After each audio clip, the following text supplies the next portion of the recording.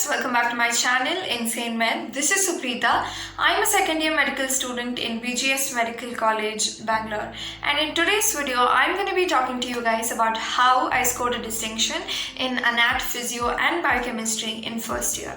So basically in MBBS, if you score beyond 75%, then you're going to get a distinction.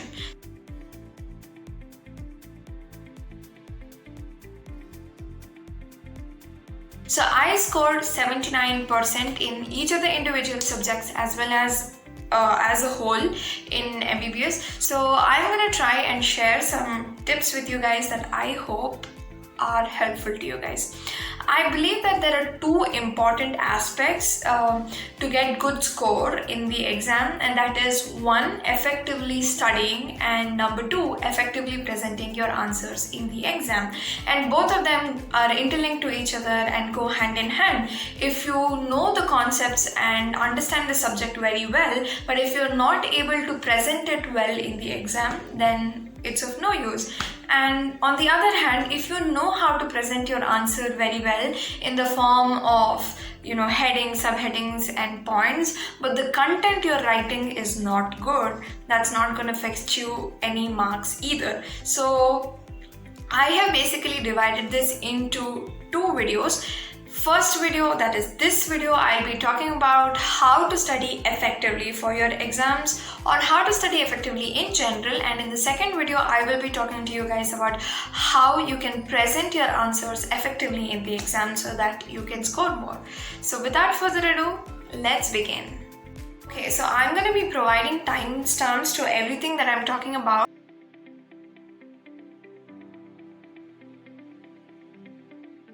so that you guys can skip, go back and forth and do whatever you want to.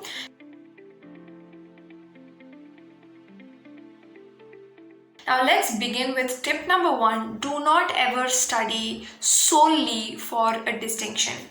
Now, I have always believed that gaining knowledge is a long process, and all the other marks, ranks and distinctions that you get are just byproducts of this process. Or you can look at gaining knowledge as a long journey where all the marks, ranks and distinctions are just like crossroads. If you end up making these crossroads your destination, unfortunately you're gonna get stuck there and you will not be gaining actual knowledge. What I'm basically trying to tell you guys is that whenever you sit down to read, you should never sit down to study with the sole objective of getting a distinction. I mean, it's okay to have it somewhere in the back of your mind that, oh, it's gonna be nice if I score a distinction, but that should be it. You should not make this your sole purpose of studying. You should be sitting down to studying to genuinely gain knowledge and not be too exam oriented. Now, the reason why I'm telling you guys this is that, number one, if you sit down with the purpose of getting a distinction, it is too much pressure, and if you're not able to achieve it, it's just going to demotivate you. And number two, especially in a field like medicine, knowledge is what counts and not the distinctions you have. I'm not saying that having a distinction is not good, but I'm just saying that finally the knowledge you have is going to save your patient, and the distinction is just going to be a feather on your cap, okay?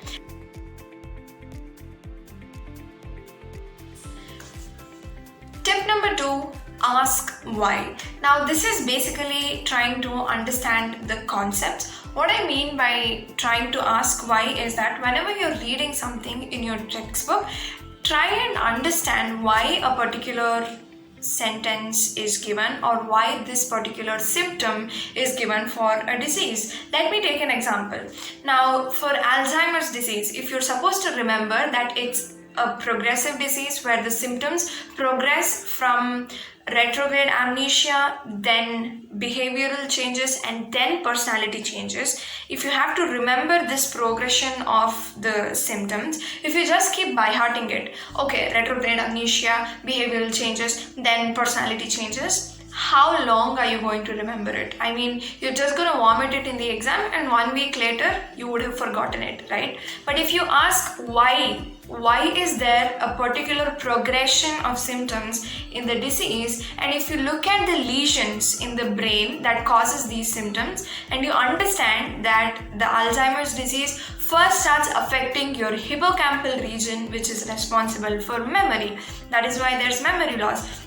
And then it starts progressing towards your frontal lobe, which is responsible for behavior and personality changes. You will easily be able to remember that this is going to be the progression of the symptoms. So if you just know these lesions, you don't even need to remember these symptoms. You will be able to deduce the progression of the symptoms on your own because you already know the root cause. You already know why this progression is happening. So basically I'm trying to tell you guys, understand why, understand the logic behind something that is given, understand the concept behind something that is given, and you will be able to retain the things that you have read better.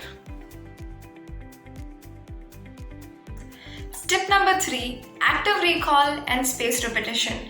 Now, I usually don't like following any study techniques or giving out study techniques to people, but this is something that I have been using for a very long period of time, but I never knew that it was an actual named study technique, that is active recall and spaced repetition. Now, if you guys already don't know about this, you can check out Ali Abdal's channel. He speaks a lot about it. He's an insanely productive guy and such an amazing inspiration. So if you guys want to know more about it, go and check out his videos. But I'm gonna try and just concise it and tell it shortly to you guys about how you can use this technique to study better. The first one is active recall. Now, breaking down the word itself, you can understand what it means. You're basically actively trying to recall what you have studied or actively trying to test yourself. I usually like to divide it into two categories. One is short-term active recall and the other is long-term active recall. Now, what I mean by short-term active recall is, for example, I started studying something in CVS, something about hypertension. Now, after I finish a particular topic in hypertension, what I do is I close the book and I try to recall whatever I have studied without looking at the book. So now one of the mistakes that people do is that when I say actively recalling things, or when I say that you have to repeat things, you end up thinking that you just need to read it over and over again. It's not about reading it over and over again. It's about thinking about it in your brain over and over again. Okay?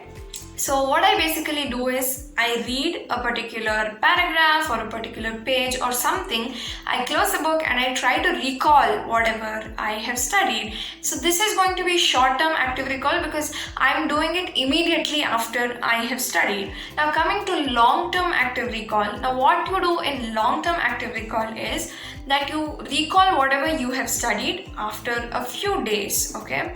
Now this you can do using question papers, question banks or Anki flashcards, where you will be looking at a question and you will be trying to recall whatever you had studied a few days ago or a day ago or something like that. So yeah, these are the two things. One is short-term active recall and the other is going to be long-term active recall, which is going to help you boost your memory. And the second part I mentioned was spaced repetition. Now I told you guys you need to keep recalling stuff, right? But how often should you do it? So there have been many studies conducted which say that you have to recall things with spaced timing, okay? If you just keep recalling it every day, it's of no use. If you, for example, if I studied today, the best day to recall whatever you have studied is going to be the next day. But after that, you don't need to keep recalling it every day.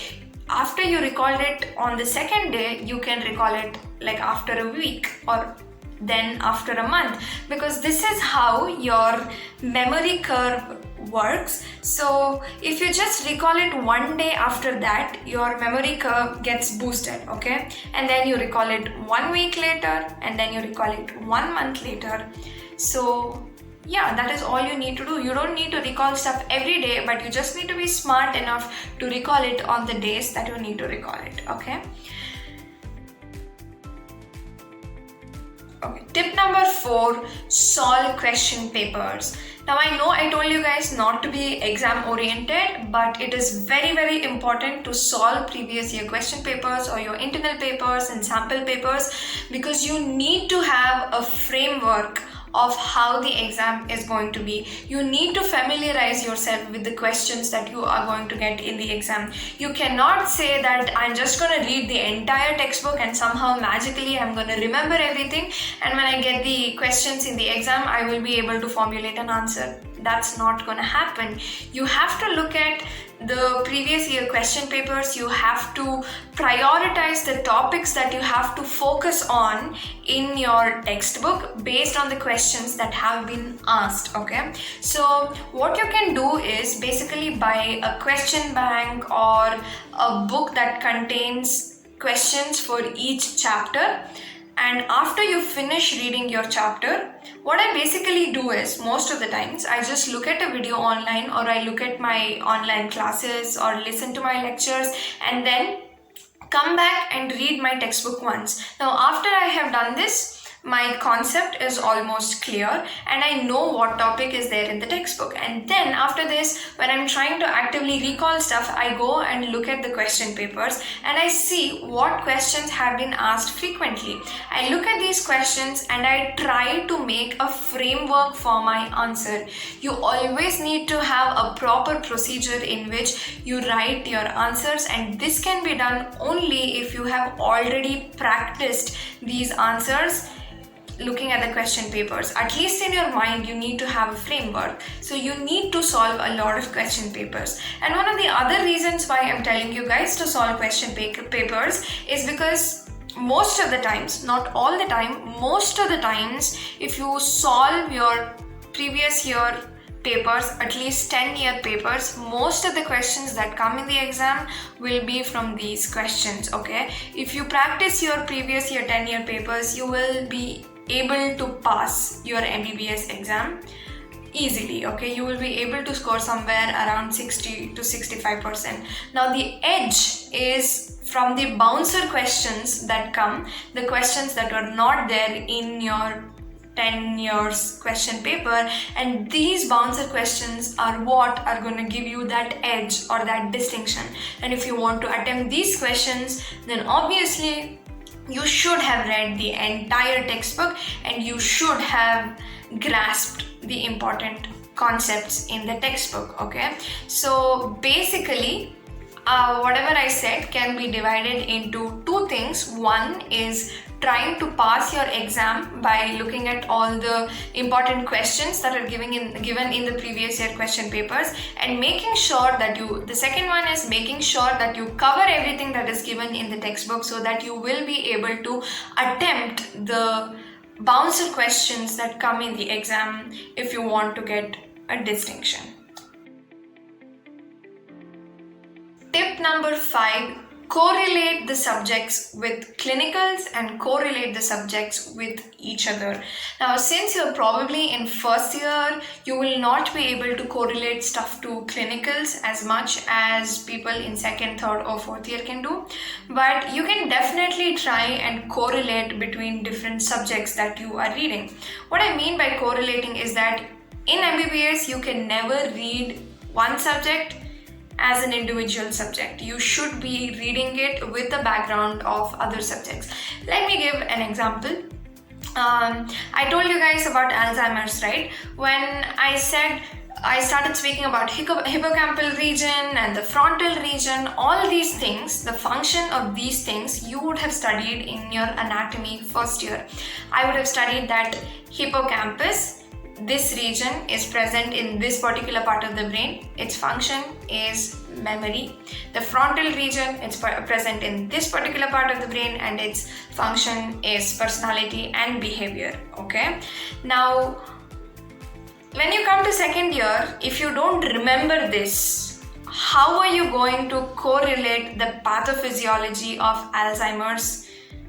How will you remember it, or how will you even read it? So you need to try to correlate each and every subject. No subject is individual in MBBS. Everything is interconnected, everything is linked to each other. So your anatomy should be strong to understand your physiology, and then your physiology should be strong to understand your pathology, because physiology is what is normal in the body and pathology is what is abnormal in the body. To understand what is abnormal, you need to first know what is normal. So you need to know how to correlate each subject. And as you come to second, third or fourth year, once we start going to the clinicals, when you go and actually look at the patient, that is so much valuable knowledge. You will be able to remember so many symptoms. When you look at it and then you read it in your textbook, you will be able to remember what you saw in the clinicals. Or you will be like,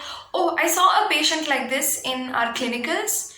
And you will be able to understand the concepts that's given in your textbook better. So pay a lot of attention to attending clinicals, pay a lot of attention to interlinking subjects, because in MBBS nothing is out of syllabus, okay? Everything is connected to each other and they can ask anything from any part of the subject.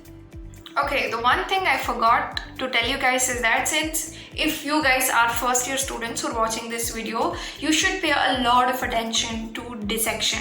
Since you don't have clinicals or anything else, pay attention to dissection, because dissection is one of the most important things that are going to form a basis of how strong your anatomy is. And trust me, anatomy, physio, biochemistry and the second year subjects are like the basis of your entire medical career. So pay a lot of attention to dissection, because first year is the only year where you will be able to look at a body. You will be able to learn things from a body. In no other year will you be given this opportunity. So do not miss your dissection classes. If your friends are telling you to miss dissection classes, they are dumb. Don't listen to them, okay?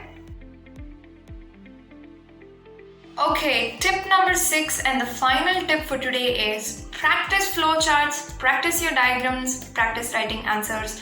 Now, I think one of the biggest mistakes that most of us do as we start getting into higher classes is that we stop practicing writing stuff. We stop practicing diagrams. These two things are like the most important things. You cannot expect to just look at a diagram and go and write it in the exam. You have to practice drawing. You have to practice diagrams, okay? Especially in first year, not just first year, in almost all the years, be it anatomy, physiology and biochemistry, diagrams and flowcharts play an important role in writing your answers. I will be talking about how you need to draw your diagrams or how you need to present your flowcharts in the answer sheet in my next video. But before you go to the exam hall, you need to know your diagrams and your flowcharts well. And for that, you need to start practicing right now. You need to practice your diagrams and your flowcharts. And the other thing is you need to practice writing your answers. Every time, at least 2 or 3 days before the exam, I always sit down and write answers to a question paper.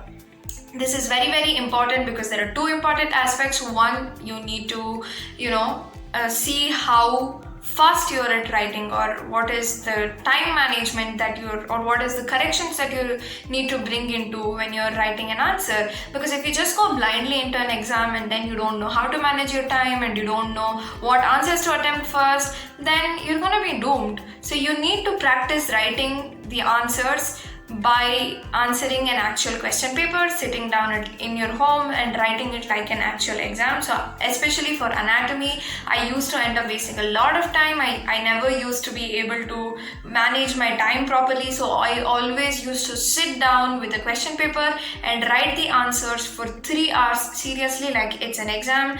And it's actually helpful because it's going to help you manage your time properly. And the second thing is that it's going to, prep your body. for sitting down for an exam and writing.